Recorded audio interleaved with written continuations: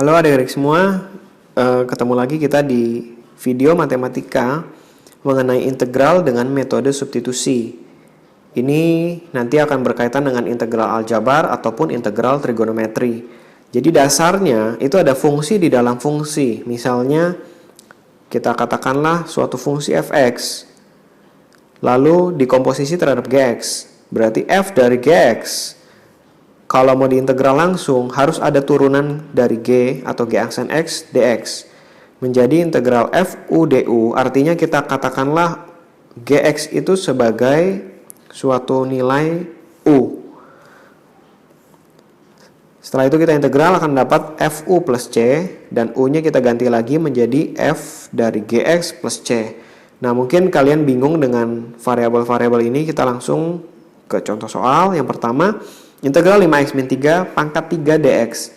Sebenarnya ini dikerjakan dengan cara biasa itu bisa juga, tapi cukup panjang karena kalian harus jabarkan dulu 5x min 3 pangkat 3. Itu sesuai dengan binom Newton atau dengan aljabar pangkat 3 segitiga Pascal.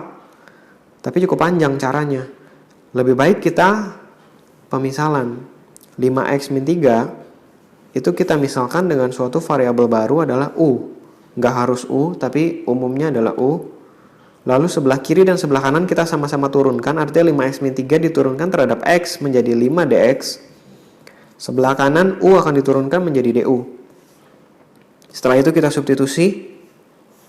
5x min 3 nya menjadi U pangkat 3. dx harus diganti. Ketika semua variabel X di depan kalian ganti U, belakang dx-nya juga harus menjadi du.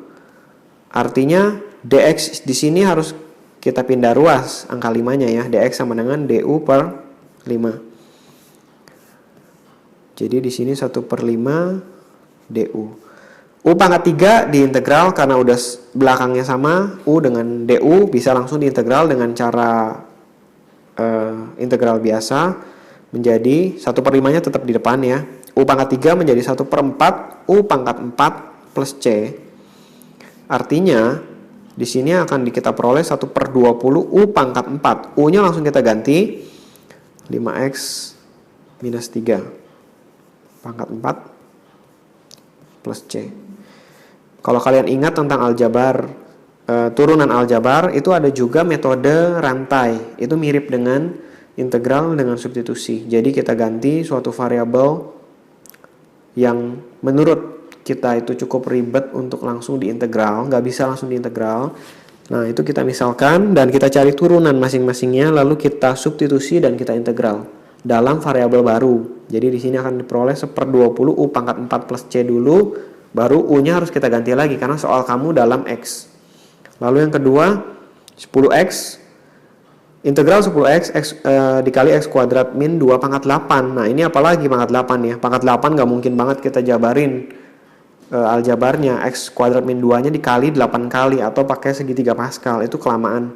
Jadi kita langsung misalin U-nya udah pasti yang bikin ribet ini. X kuadrat min 2. Turunin kiri dan kanan berarti du-nya adalah 2x dx. Akibatnya kita peroleh dx adalah du per 2x. Jangan takut kok masih ada x di sebelah kiri, karena nanti akan hilang dengan 10x yang ada di depan sini ya. Jadi kalau kita ganti 10x nya tetaplah kita tulis x kuadrat min 2 nya adalah u pangkat 8. Nah, dx nya langsung kita ganti adalah du per 2x. Nah, dengan sendirinya nanti variabel x akan hilang di sini. 2x dengan 10x sisanya 5. Artinya integral 5 dari U pangkat 8 du berarti 5/9 U pangkat 9 plus C. U nya kita ganti lagi karena variabel kalian adalah x.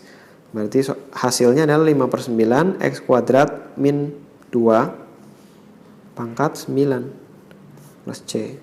Dengan cara yang sama, kalau kalian jabarin x kuadrat min 2 pangkat 8, hasilnya pasti sama persis dengan hasil integral ini. Jadi begitu pentingnya atau begitu bergunanya metode substitusi dalam mengerjakan integral aljabar. Tapi tidak selamanya metode substitusi ini lebih singkat. Jadi kalian harus lihat bentuk soalnya integral aljabar tersebut ya. Untuk soal-soal yang bisa langsung diintegral, lebih baik langsung diintegral, nggak perlu kita pikirin metode substitusi. Tapi kalau udah sulit langsung diintegral, kita pikirkan metode lain. Yang ketiga adalah integral dx per 2x-1. Nah ini juga nggak bisa langsung diintegral, karena bawahnya atau penyebutnya ada 2x-1. Jadi kita misalkan lagi, U adalah 2x-1 sebagai satu kesatuan, lalu du-nya adalah 2dx. Jadi di sini kita peroleh integral dx-nya kita ganti adalah du per 2 dikali dengan 1 per u.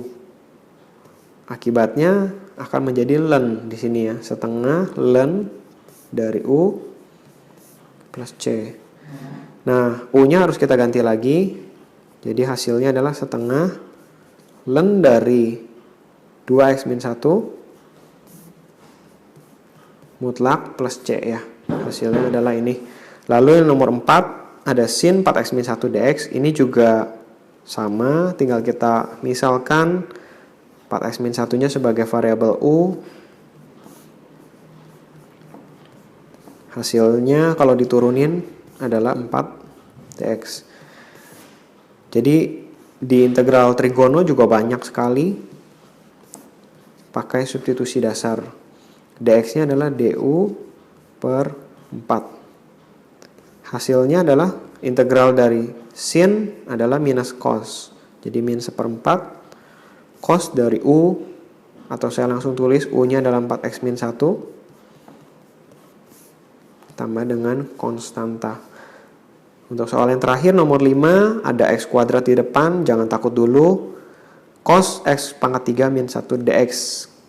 Nah, kalian harus pikir ya, kalau saya misalin x pangkat 3 min 1 sebagai u, itu dengan sendirinya akan muncul x kuadrat, karena hasil turunan dari x pangkat 3 adalah 3x kuadrat.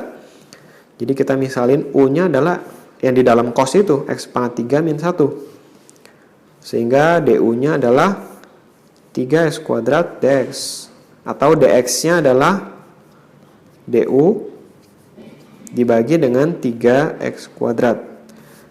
Nah, ini kita ganti, x kuadrat tetap ada di depan, nggak apa-apa. Ini cos u dx. dx-nya adalah du per 3x kuadrat. Dengan sendirinya x kuadrat akan kita coret yang depan dan di penyebut bawahnya, sehingga hasilnya adalah 1/3 sinus u plus c. Dengan u harus kita ganti lagi menjadi x pangkat 3. U-nya adalah x pangkat 3 min 1 tambah dengan c. Jangan lupa tambah c ya. Selama kalian ngerjain integral tentu, tidak ada kondisi batas atau tidak ada yang diketahui dari fungsi tersebut, tetap selalu plus c. Oke, ini adalah metode integral dengan metode substitusi, bisa dipakai di integral aljabar maupun integral trigonometri. Jadi ini adalah salah satu cara mengerjakan integral ketika integral dengan rumus langsung, baik aljabar maupun trigonometri tidak bisa dikerjakan, bisa juga diakali dengan metode substitusi. Oke, tunggu video selanjutnya, akan kita update mengenai video latihan soal yang lebih banyak. Jangan lupa subscribe, komen, dan like video ini. Silahkan di-share juga ke teman-teman kalian. Thank you.